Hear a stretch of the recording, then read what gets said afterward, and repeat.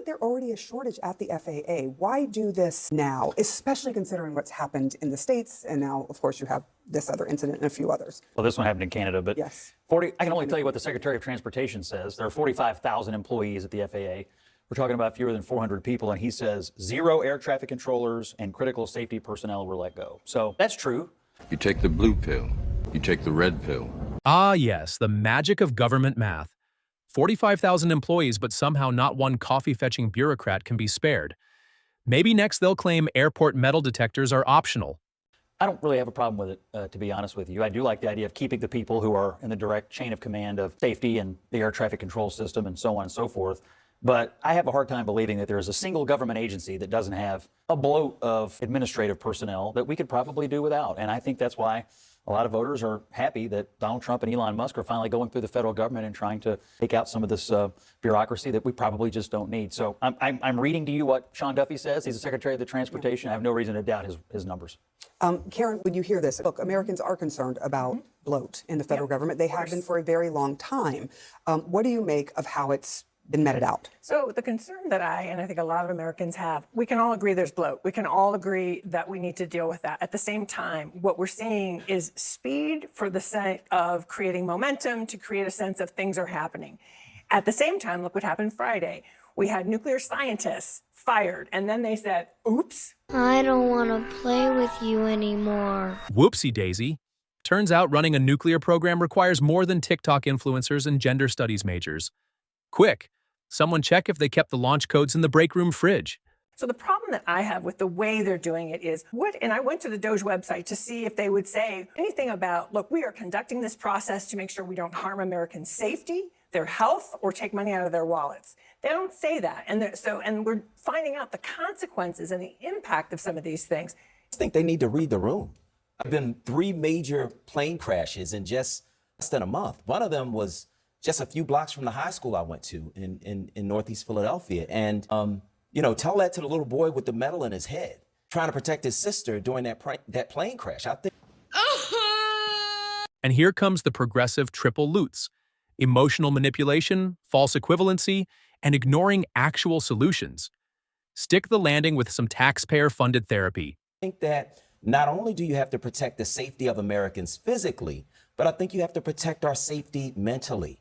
We see you laying off people from the FAA. At this point, nobody at the FAA is dispensable. I think you have to keep everybody there at least for the time being, because we've had these major plane crashes that you haven't seen in 16 years. Kevin, the optics of this. No, I think the issue is they're not whacking enough. There's this concept in private equity: when you get a bankrupt company and you go in there, you cut 20% more than your initial read. And then you find a pool of mercury, the organization gels back together again. Always cut deeper, harder when there's fat and waste. The FAA, it's not the people. The code is cobalt. It's from the 60s. It needs CapEx put into it for the technology to be upgraded to make it safer. Fat like a chicken. All of these agencies are like big fat chickens dripping over barbecues of fat. Boom! Drop the mic. Finally, a USDA-approved metaphor. Maybe if we render enough bureaucratic lard, we can deep fry the national debt. This is the best barbecue I've ever seen, but I don't think it's happening fast enough. They're not cutting enough. Keep slashing, keep hacking while you have a 24-month mandate before the midterms. Cut more cutting. Believe me, it's going to work out just great. Nice. That's awesome. While snowflakes melt over mean budget cuts, Elon Musk brings the chainsaw to Washington's Fatberg-infested bureaucracy. Even people with the nuclear codes, cut them too?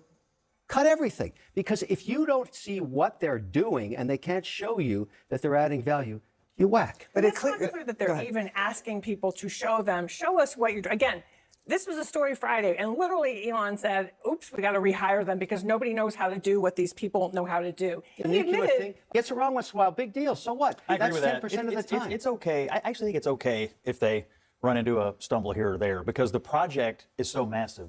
The need to cut is so massive. The government is so massive. It's inconceivable that you wouldn't make a mistake here or there. But I think that's acceptable if the greater goal is achieved, which is a smaller government more efficient government, Even if trim the fat. someone dies, or even if someone, because Are we're you talking alleging that about, someone has died from this? we don't know. I'm talking about when the rubber meets the road. I'm talking about, for example, Kansas City, 30,000 government employees might be laid off. It will destroy the economy of Kansas City. That's okay. What will you do without freedom? Finally, chainsaw justice for KC's bloated budgets. Every laid-off bureaucrat means one less taxpayer-funded latte sipped while red tape strangles small businesses. Why say that? Because I'm reading what the individuals from Kansas City have been saying, that they're very concerned. What do you think they're going to 30 say when they're going to get Of whacked? course they're going to say that, but my point is, do we think that's smart Does to the- live in an American city just go under? How many American cities need a massively oversized federal government to stay afloat? Doesn't that say more about the city than the government? But when did we get to the point where presidents are measuring themselves by how many people they put out of work instead of how many people they get Not jobs a for? moment too soon. Yeah, Not this a moment is too crazy. soon. This is Because absolutely the government and only if ever they're gets big bigger, fat never chickens, smaller. hopefully they. And there you have it, folks. The Washington Fat Cats would have you believe trimming bureaucratic bloat is like diffusing a nuke with scissors. But as our fearless leaders keep proving, sometimes you need a chainsaw to prune the money tree. Still think big government cares about you? Smash that like button before the deep state deletes it. Share if you'd trade 3 bureaucrats for a taco truck. Subscribe to Freedom and Liberty Watch, the last channel not funded by your tax dollars. Comment below. Which federal agency would you feed to the T-Rex first?